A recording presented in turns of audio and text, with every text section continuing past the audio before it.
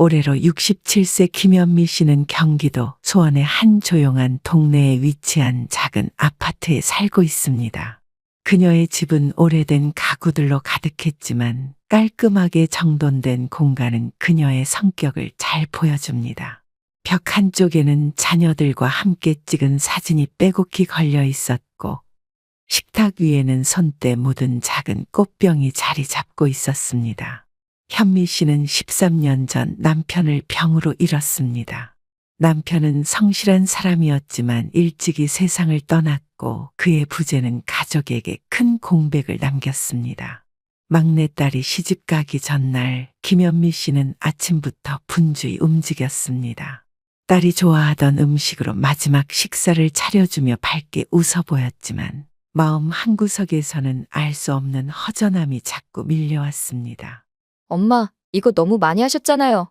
누가 우리 집 결혼식 하냐고 하겠어요. 딸이 웃으며 농담을 던졌지만 김현미 씨는 웃음으로 답하지 못했습니다.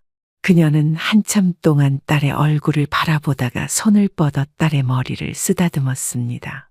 그럼 그렇지. 내가 결혼하는데 뭘 못 해주겠니?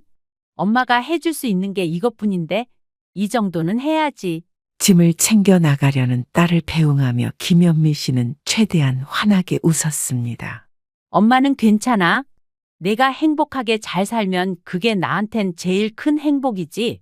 딸은 김현미 씨의 말에 울컥하는 마음을 애써 누르며 말했습니다. 엄마, 저 자주 올게요. 요즘 세상이 얼마나 편해졌는데. 전화도 자주 하고 영상통화도 하고 이제 못 보는 것도 아닌데 왜 이렇게 서운해하세요? 서운하긴.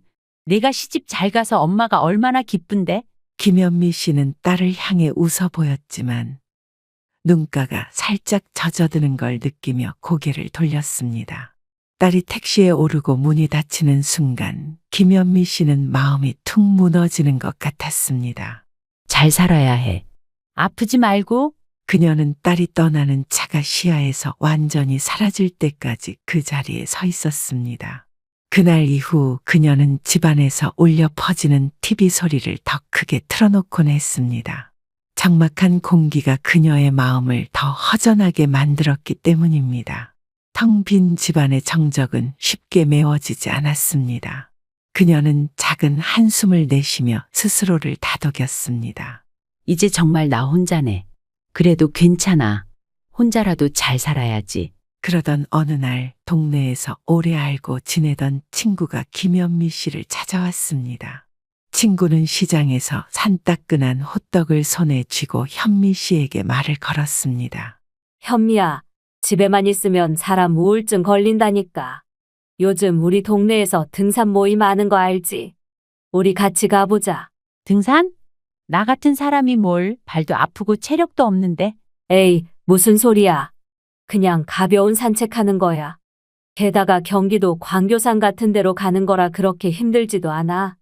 걷다 보면 공기도 좋고 사람도 만나고 얼마나 좋아? 현미 씨는 망설였습니다. 평소 사람들 앞에서 낯을 많이 가리던 그녀는 모르는 사람들과 함께 산에 간다는 게 쉽지 않은 결정이었습니다.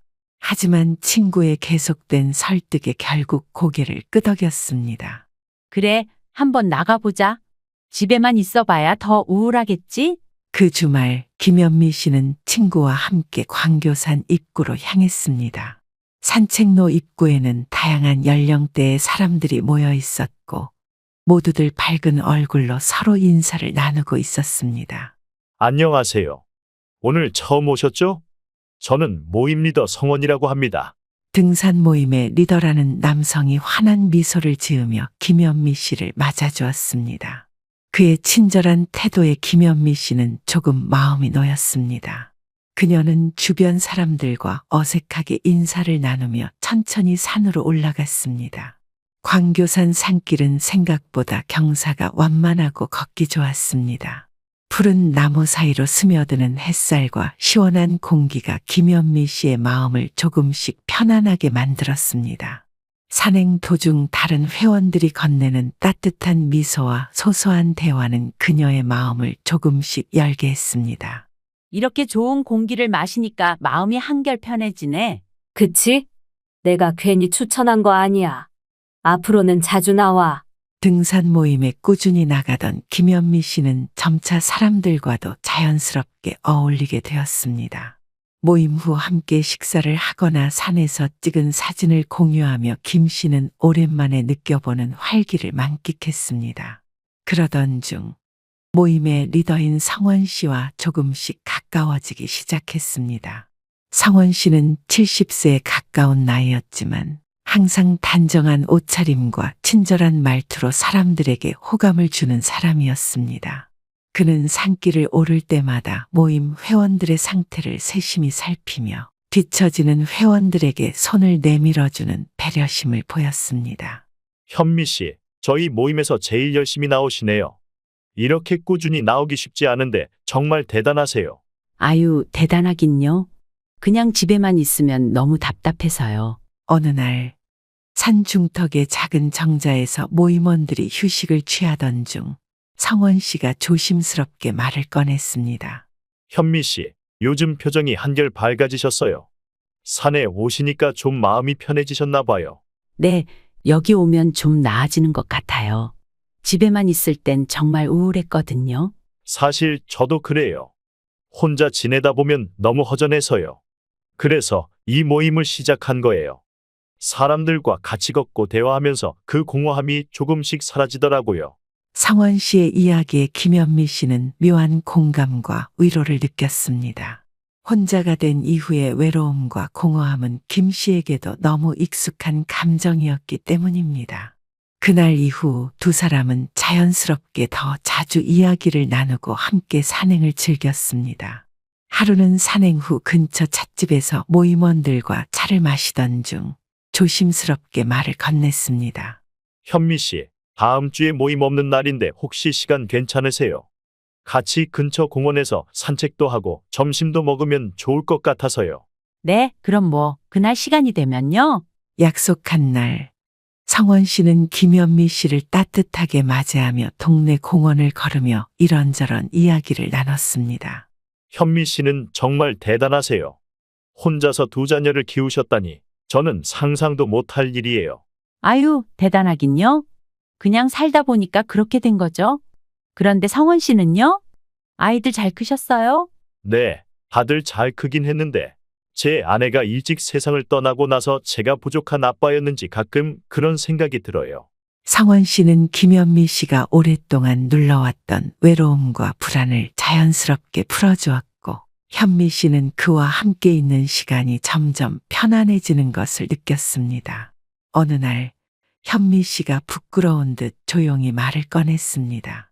성원 씨, 이런 말해서 미안하지만 이 나이에 무슨 연애예요. 나중에 사람들이 알면 욕할지도 몰라요. 제가 괜히 이상한 짓을 하고 있는 것 같기도 하고, 이 나이에 무슨 연애냐고 사람들이 손가락질할까봐 두려워요. 현미 씨, 솔직히 저도 그런 생각을 안 해본 건 아니에요. 하지만 우리 이제 남들 눈치 볼 나이는 지났지 않나요? 그는 조금 더 가까이 다가앉으며 진지한 표정으로 그녀를 바라봤습니다. 남들 눈치 보느라 내가 행복할 시간을 놓치는 건 정말 바보 같은 일이에요. 그걸 다 신경 쓰면서 살면 정작 중요한 걸 놓치게 되더라고요. 우리는 이제 우리의 시간을 아껴야 할 나이잖아요. 하지만 그래도 제가 오랫동안 혼자 살다 보니 누군가와 다시 가까워진다는 게 겁나요. 현미 씨, 저는 이미 당신이 어떤 분인지 충분히 알고 있어요. 혼자서 두 아이를 키우고 지금까지 열심히 살아온 분이잖아요. 그 자체로 대단한 사람이고 제가 더 알 필요가 있을까요? 그의 다정한 말과 따뜻한 미소는 김현미 씨의 마음을 조금씩 녹였습니다. 한 번뿐인 인생인데 조금은 행복해져도 되잖아요. 남들 눈치 볼 시간, 이제 우리에겐 별로 없잖아요. 그의 따뜻한 말은 김현미 씨의 마음을 크게 흔들었습니다. 오랫동안 잊고 지냈던 설렘과 기대가 그녀의 가슴 한편에 자리 잡기 시작했습니다. 성원 씨는 현미의 손을 살며시 잡으며 다정하게 말했습니다. 저는 현미 씨가 행복했으면 좋겠어요. 그래요, 성원 씨. 그럼 저도 한번 용기 내볼게요. 정말 조금만요. 그걸로 충분해요. 조금씩 천천히 가면 되죠. 두 사람은 그렇게 서로의 마음을 확인하며 평소와는 조금 다른 설렘을 안고 공원을 천천히 걸어갔습니다. 그러나 김현미의 마음 한구석에는 여전히 사람들의 시선에 대한 걱정이 자리 잡고 있었습니다. 그녀는 그를 위해 도시락을 싸면서도 늘 창문 밖을 한 번씩 내다보곤 했습니다. 혹시나 동네 사람들이 자신의 행동을 이상하게 보진 않을까, 소문이 나진 않을까 하는 불안감 때문이었습니다. 성원 씨, 솔직히 말하면요. 저는 아직도 이런 게 좀 조심스러워요. 주변 사람들이 저희를 어떻게 볼지 모르겠어서요. 현미 씨, 그런 걱정은 하지 마세요. 그의 따뜻한 말에 김현미는 작게 고개를 끄덕였습니다. 김현미는 오랜 고민 끝에 자신이 성원 씨와 만나고 있다는 사실을 아들과 딸에게 털어놓기로 결심했습니다. 어느 주말, 현미는 아들과 딸을 집으로 초대해 따뜻한 저녁 식사를 준비했습니다. 식사를 마친 후 조심스럽게 입을 열었습니다. 얘들아, 엄마가 너희한테 말할 게 있어서 불렀어. 아들과 딸은 숟가락을 내려놓으며 고개를 들었습니다. 딸은 무심히 물었습니다. 무슨 일이에요, 엄마? 무슨 걱정거리라도 있으세요? 걱정은 아니고 엄마가 요즘 새로운 분을 만나고 있어. 등산 모임에서 알게 된 분인데 참 좋은 사람이야. 순간 식탁의 공기가 싸늘해졌습니다. 아들은 놀란 눈으로 김현미를 바라보며 물었습니다. 엄마, 그게 무슨 말이에요? 누구를 만난다고요? 어디서 만난 누구예요? 엄마, 진짜예요? 그 사람 정체가 뭔지도 모르는 거 아니에요? 성원 씨라고 해. 혼자 아이들 키우며 힘들게 살아온 분이야. 나이도 비슷하고 마음도 잘 맞아서 함께 있으면 참 편하네. 아들은 고개를 저으며 단호하게 말했습니다. 엄마, 그런 정체도 불분명한 사람을 왜 만나세요? 나이 70의 연애라니 말이 돼요? 그런 사람 믿으면 안 돼요. 세상이 얼마나 위험한데. 맞아요, 엄마. 요즘은 혼자 사는 게 더 편하대요. 사람들이 황혼이혼을 왜 하는 줄 알아요? 결국 여자만 고생하게 되니까요. 엄마는 왜 사서 고생하려고 그래요? 결혼해봤자 또 남자 수발만 들게 되는 거잖아요. 김현미는 자식들의 반응에 충격을 받았습니다. 하지만 가슴 깊은 곳에서 화가 치밀어 올랐습니다. 얘들아, 너희가 이렇게까지 말할 줄은 몰랐구나. 내가 살면서 이렇게 설레고 행복한 적은 처음이야. 내가 조금 늦게 사랑을 시작했다고 이렇게 욕을 먹어야 하니? 나이 70에 무슨 연애예요. 그냥 혼자 편하게 사세요. 엄마를 걱정해서 그러는 거예요. 이런 일은 항상 조심해야 한다고요. 그 사람이 진짜 좋은 사람인지 어떻게 알아요? 내가 그 사람을 알아가는 과정이야. 내가 느끼는 게 진짜야. 너희는 응원해주지는 못할 망정 왜 자꾸 나를 못 살게 구니? 나도 이제 내 인생 좀 살아보고 싶어. 딸은 애타는 목소리로 물었습니다. 엄마, 그래도 만약 그 사람이 이상한 사람이라면요? 그땐 어떻게 하려고요? 내가 선택한 사람이야. 내가 행복한 선택을 하는 게 너희가 바라는 거 아니었니? 자식들의 반대는 오히려 김현미의 마음을 더욱 확고하게 만들었습니다. 그녀는 성원 씨를 만나는 것에 대한 죄책감을 떨쳐내고 더욱 그와의 관계에 집중하기로 결심했습니다. 자식들의 반대는 두 사람의 사랑을 방해하기는커녕 오히려 두 사람을 더 단단히 묶어주는 계기가 되었습니다. 이 사랑이 진짜라면 아무리 세상이 뭐라 해도 난 끝까지 가볼 거야. 이제는 내 행복을 찾아야 할 때야. 연애가 시작된 지 3개월이 지난 어느 날, 성원 씨는 김현미를 평소와는 다른 진지한 표정으로 만났습니다. 두 사람은 늘 가던 공원의 벤치에 앉아 이야기를 나누고 있었습니다. 현미 씨, 오늘 사실은 제가 힘든 이야기를 좀 해야 할 것 같아요. 김현미는 성원 씨의 어두운 표정에 순간 가슴이 철렁했습니다. 왜요? 무슨 일이에요? 몸이라도 안 좋으세요? 성원 씨는 한숨을 쉬며 말을 이었습니다. 사실 요즘 제가 재정적으로 많이 어려운 상황이에요. 저도 정말 자존심이 상해서 이런 이야기를 하기가 힘든데 당장 해결해야 할 돈이 조금 필요해서요. 내가 현미 씨한테 이런 부탁을 하게 될 줄은 몰랐습니다. 김현미는 순간 당황했지만 그의 무거운 말투에 그저 안쓰러운 마음이 들었습니다. 얼마가 필요하신 건데요? 성원 씨, 그런 말 하지 말아요. 제가 도울 수 있다면 당연히 돕고 싶죠. 500만 원 정도만 빌려주시면 정말 고마울 것 같아요. 나중에 꼭 갚을게요. 제가 지금은 좀 어렵지만 일을 다시 시작하면 바로 갚을 겁니다. 현미는 잠시 고민했지만 그를 의심할 생각은 전혀 하지 않았습니다. 저 사람도 어려운 시기를 겪고 있겠지. 이렇게 힘들게 부탁할 정도면 얼마나 답답했겠어. 결국 그녀는 계좌에서 돈을 빼 성원 씨에게 건넸습니다.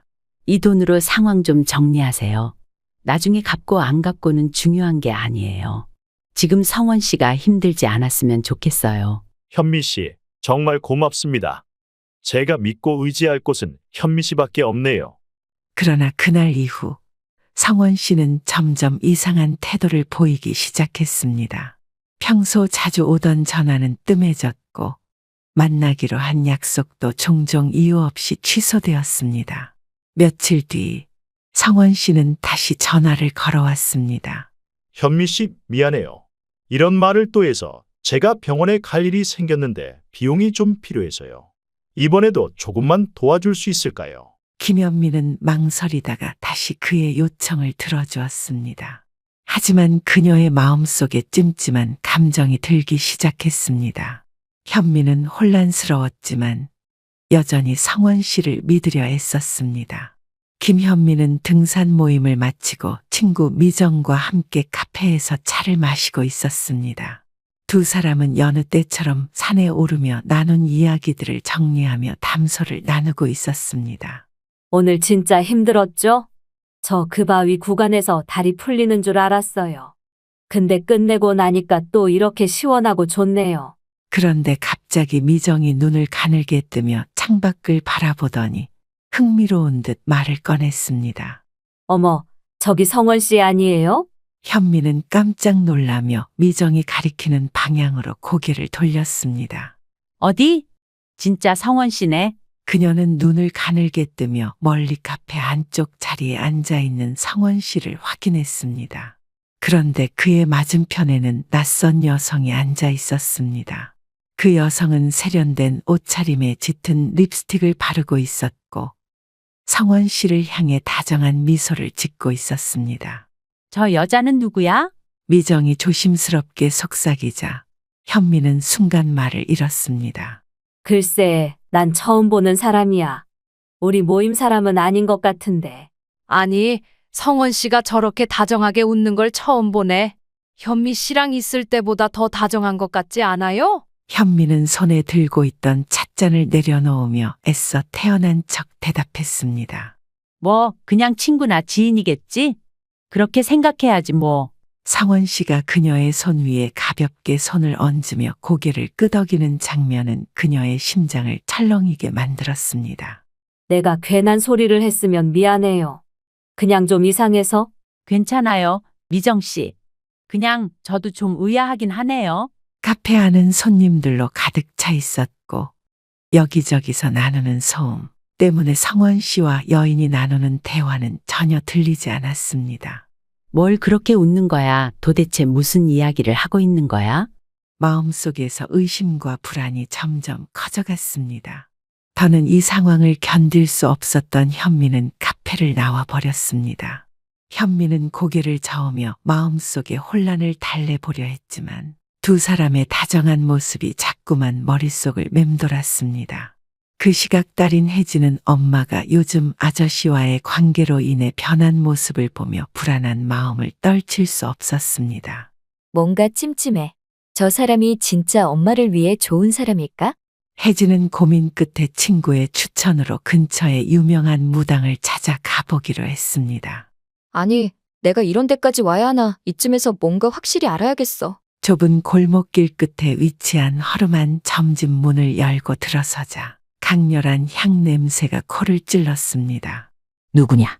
들어와 앉아라. 안쪽에서 중년 여성이 단호한 표정으로 혜진을 쳐다보며 손짓했습니다. 혜진은 무겁게 자리 잡고 앉으며 조심스럽게 물었습니다. 저희 어머니 얘기 좀 보러 왔어요. 요즘 어머니가 뭔가 이상한 사람한테 휘둘리는 것 같아서. 무당은 조용히 혜진을 바라보다가 고개를 끄덕였습니다. 이것 봐라. 지금 너희 어머니가 아주 큰 위기에 처해 있구나. 혜진은 깜짝 놀라며 물었습니다. 큰 위기라니요? 무슨 말씀이세요? 무당은 점괘를 보며 조심스럽게 말을 꺼냈습니다. 네 어미 주변에 아주 매끄러운 혀를 가진 뱀이 보인다. 그 뱀이 너희 어미를 감싸고 돌며 다리를 닦고 있어. 그 사람이 무슨 짓을 하려는 거죠? 무당은 딸을 조용히 응시하다가 입을 열었습니다. 그 사람 뱀이야. 아니, 뱀보다 더 교활한 존재지. 겉으론 부드럽고 매끈해 보여도 그 안에선 칼을 갈고 있어. 지금 온전히 삼키려고 준비 중이다. 무당은 차분하지만 강한 어조로 이어갔습니다. 네 어미는 지금 어둠 속에서 눈을 감고 있어. 마치 따뜻한 물 속에서 서서히 익어가는 개구리처럼 말이야. 지금 깨닫지 못하면 그 뱀 같은 자가 네 어미의 모든 걸 집어삼킬 거다. 딸은 입술을 깨물며 물었습니다. 그럼 제가 어떻게 해야 하죠? 어머니를 그 사람에게서 떼어놓으려면? 어미가 지금 꿈에 취해 있는데 이대로 두면 꿈은 곧 악몽으로 변할 거야. 네가 깨워야 한다. 지금 바로. 딸은 무당의 말에 온몸이 떨리는 것을 느꼈습니다. 그리고 혜진은 사색이 된 얼굴로 자리에서 일어섰습니다. 명심해. 시간이 많지 않아. 집으로 돌아가는 길, 혜진의 머릿속은 무당의 경고로 가득했습니다. 혜진은 다급히 엄마에게 전화를 걸었습니다. 엄마, 제발 받아요. 그러나 현미는 전화를 받지 않았습니다. 혜진은 불안한 마음에 계속 전화를 걸었지만 연결음만 울릴 뿐이었습니다. 엄마, 도대체 어디에 있는 거야? 휴대폰을 손에 꼭 쥔 채 혜진은 한숨을 쉬며 창밖을 바라봤습니다. 혜진은 아무리 전화를 걸어도 엄마가 받지 않자 점점 불안해졌습니다. 엄마가 이렇게 전화를 안 받을 리가 없는데 혹시 무슨 일이 생긴 건 아닐까? 혜진은 결국 형제인 오빠 민수에게 전화를 걸기로 했습니다. 여보세요? 오빠, 나야. 지금 통화할 수 있어? 민수는 평소처럼 태연한 목소리로 대답했습니다. 왜? 무슨 일이야? 오빠, 나 오늘 엄마 때문에 점집에 다녀왔어. 뭐? 또 점집? 너 진짜 그런데 왜 자꾸 가냐? 지난번에도 이상한 말 듣고 엄마한테 괜히 난리쳤잖아. 이번엔 달라. 엄마가 지금 진짜 위험한 상황일지도 몰라. 너 또 거기서 대체 무슨 말을 들은 거야? 혜진은 무당에게 들은 말을 자세히 설명하며 상원 씨라는 남자가 엄마에게 접근한 이유가 순수하지 않을 수도 있다는 이야기를 전했습니다. 무당이 그러더라고. 그 남자가 엄마의 모든 걸 빼앗아 가려는 계획을 세우고 있다고. 진짜 또 그런 소리 믿는 거야? 혜진아, 너도 이제 나이도 있는데 그런 미신 같은데 의지 좀 하지 마. 엄마는 다 큰 어른이고 그런 소리 듣고 괜히 엄마한테 또 뭐라고 하지 마라. 하지만 혜진은 간절하게 말을 이었습니다. 오빠, 이번엔 정말이야. 나도 이런 얘기 별로 믿고 싶지 않았어. 근데 이번엔 뭔가 진짜 느낌이 이상하단 말이야. 그러니까 그게 뭐. 엄마가 그냥 연애하다 보니 돈도 좀 쓰고 그런 거지. 뭐가 위험하다는 건데. 엄마가 전화를 안 받아. 오빠, 이번엔 진짜로 믿어줘. 나 혼자 엄마 찾아다니기엔 너무 불안해. 우리 같이 찾아보자. 엄마가 진짜 위험하면 어떡하려고 그래? 혜진의 간절한 말에 민수는 갑자기 덜컥 겁이 났습니다. 그래, 알았어. 그럼 일단 엄마 집에 한번 가보자. 거기에도 안 계시면 그 다음엔 어떻게 할지 같이 생각해보자. 혜진은 안도의 한숨을 쉬며 대답했습니다. 응, 오빠. 고마워. 빨리 가보자. 나 지금 바로 집 앞으로 갈게. 민수는 전화를 끊고도 마음이 편치 않았습니다. 설마 정말로 무슨 일이 있는 건 아니겠지? 혜진과 민수는 급히 만나 엄마의 집으로 향하기 시작했습니다. 걱정과 불안으로 가슴이 무거워진 둘은 어색한 침묵 속에서 발걸음을 재촉했습니다. 김현미는 성원 씨와의 관계에서 느꼈던 의심과 불안을 더는 참을 수 없었습니다. 등산 모임 후 성원 씨를 만나자마자 단도직입적으로 물었습니다. 성원 씨, 솔직히 말해봐요. 제가 카페에서 봤어요. 그 여자 대체 누구예요? 성원 씨는 놀란 표정을 지으며 당황한 듯 고개를 저었습니다. 현미 씨, 그걸 봤어요? 오해하지 마세요. 그건 정말 별거 아니에요. 그냥 오래된 지인일 뿐이에요. 별거 아니긴 뭐가 별거 아니에요. 둘이 얼마나 다정하게 대화를 나눴는지 내가 봤는데. 현미 씨, 정말 아무 일도 없어요. 제가 그 자리에서 다 설명하지 못한 건 제 잘못이네요. 오늘 집으로 와요. 모든 걸 제대로 말할게요. 오해는 풀어야죠. 김현미는 그의 진지한 태도에 마음이 약해졌습니다. 그래, 어쩌면 내가 너무 과민 반응한 걸 수도 있겠지. 그날 밤 김현미는 성원 씨의 초대로 그의 집을 방문했습니다. 성원 씨는 평소보다도 다정하게 그녀를 맞이했습니다. 현미 씨, 오느라 고생했어요. 오늘은 내가 당신을 위해 준비한 저녁이 있으니 편히 쉬어요. 테이블에는 간단하지만 정갈한 안주와 와인 한 병이 놓여 있었습니다. 성원 씨는 의자에 김현미를 앉히며 잔을 채웠습니다. 이거 정말 좋은 와인이에요. 특별히 현미 씨를 위해 준비했어요. 맛 좀 봐요. 김현미는 잔을 들고 한 모금을 마셨습니다. 그러나 와인의 맛은 이상하게 느껴졌습니다. 평소 와인을 좋아하던 그녀였지만 입안에서 석연치 않은 쓴맛이 맴돌았습니다. 성원 씨, 이거 무슨 와인이에요? 좀 맛이 이상한데요? 아, 그건 프랑스에서 수입한 거라 맛이 좀 독특할 거예요. 하지만 몇 모금 마시면 적응될 겁니다. 현미는 찜찜한 마음이 들었지만 그의 말을 믿고 와인을 몇 모금 더 마셨습니다. 그러나 잔을 비우기도 전에 갑작스럽게 어지러움을 느끼기 시작했습니다. 머리가 띵하고 눈앞이 어지러워졌습니다. 왜 이러지? 나 갑자기 머리가. 현미는 그 순간 성원 씨의 표정에서 이상한 기운을 느꼈습니다. 현미는 어지러워 눈을 감았지만 완전히 의식을 잃지 않았습니다. 희미한 의식 속에서 성원 씨가 누군가와 통화하는 목소리가 들렸습니다. 응, 다 준비됐어. 조금만 더 있으면 끝낼 거야. 걱정하지 마. 그 순간 현미는 온몸이 차가워지는 것을 느꼈습니다. 자신이 무언가 잘못되었다는 것을 직감했지만 몸을 움직일 수 없었습니다. 그녀는 숨을 죽이며 성원 씨의 다음 말을 들으려고 애썼습니다. 보험금은 걱정 안 해도 돼. 우리 둘이 반반 나누면 충분히 여유 있게 살 수 있을 거야. 그러니까 작업 끝나면 당분간 해외로 나가는 게 좋겠지. 보험금? 뭐가 완벽한 계획이라는 거지? 이 사람이 설마 날 죽이려고 하는 거야? 현미는 어지러움 속에서도 최대한 평정심을 유지하려 노력했습니다. 내가 여기서 끝나면 안 돼. 끝까지 이겨내야 해. 그녀는 마치 의식을 잃은 듯 조용히 누워 있었지만 속으로는 살아남기 위한 방법을 생각하며 기회를 엿보기 시작했습니다. 김현미는 눈을 감은 채 침착하려 애썼지만 숨이 점점 막혀오고 온몸이 차가워지는 듯한 공포가 그녀를 엄습했습니다. 이대로 죽을 수는 없어. 아니, 안 돼. 성원 씨는 차분한 목소리로 중얼거렸습니다. 금방 끝날 겁니다. 이제 편히 쉬세요. 바로 그때 문을 세차게 두드리는 소리가 집안에 울려 퍼졌습니다. 엄마, 엄마, 문 열어보세요. 딸의 절박한 목소리가 들렸고 곧이어 아들의 목소리도 뒤따랐습니다. 엄마 혹시 무슨 일이 있는 거 아니죠? 성원 씨는 손을 멈추고 머리를 돌려 문 쪽을 쳐다보며 당황한 기색을 보였습니다. 그는 낮은 목소리로 욕설을 내뱉으며 안절부절 못했습니다. 젠장, 누군데 이 시간에? 딸은 문을 두드리는 힘을 더하며 절박하게 외쳤습니다. 엄마, 안에 계시죠? 제발 문 좀 열어주세요. 그들이 문 쪽으로 시선을 돌린 사이 현미는 마지막 남은 힘을 짜내어 탁자 위를 더듬었습니다.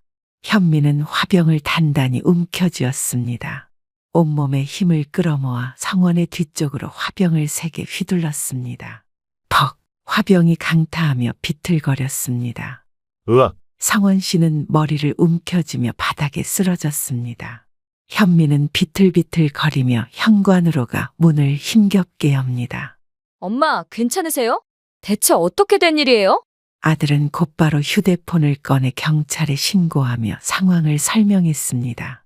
경찰차의 사이렌 소리가 점점 가까워지는 가운데 현미는 자신의 자식들 덕분에 살아남았다는 사실에 안도하며 눈물을 흘렸습니다.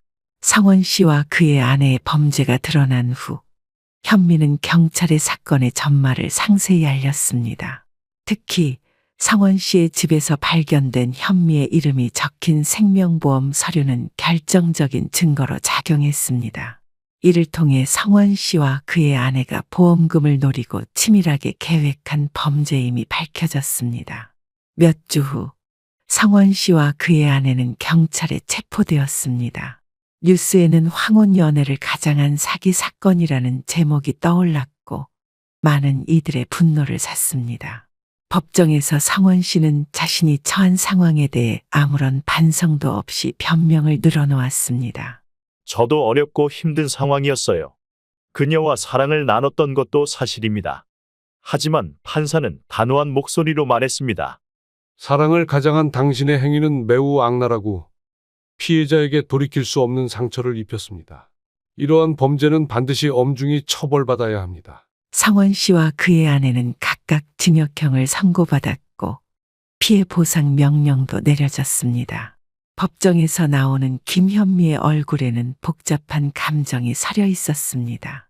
복수의 통쾌함보다는 허탈함과 씁쓸함이 더 컸습니다. 딸과 아들은 그녀의 옆에서 조용히 손을 잡아주며 위로했습니다. 이후 현미는 자신을 찾기 위한 새로운 여정을 시작했습니다. 과거의 상처는 그녀를 무너뜨리지 못했고 오히려 더 강한 사람으로 거듭나게 했습니다. 현미는 동네 문화센터에 등록해 평생 배우고 싶었던 수영을 배우기 시작했습니다. 처음에는 물속에 들어가는 것도 무서워했지만 매주 꾸준히 연습하며 점차 자신감을 되찾았습니다. 물속에서 떠오르는 이 기분 정말 자유롭구나. 라고 속삭이며 물살을 가르는 그녀의 얼굴에는 환한 미소가 번졌습니다. 김현미는 과거의 아픔과 상처를 떠올리며 혼자 중얼거렸습니다. 내가 이렇게 웃으며 살 수 있는 날이 올 줄은 몰랐어. 인생은 내 것. 누구에게도 뺏기지 않을 거야. 이제 그녀의 하루하루는 자기 자신을 가꾸고 아끼는 시간들로 가득 찼습니다. 남들 눈치를 보며 살던 시절은 이제 더 이상 그녀의 삶에 자리하지 않았습니다. 그녀는 자신의 이야기가 다른 사람들에게도 용기와 위로가 되길 바랐습니다. 여기까지 김현미의 이야기를 함께 해주셔서 감사합니다.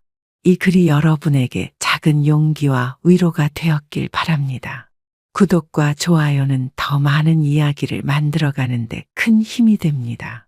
함께 해주셔서 감사합니다. 다음 이야기에서 또 만나요.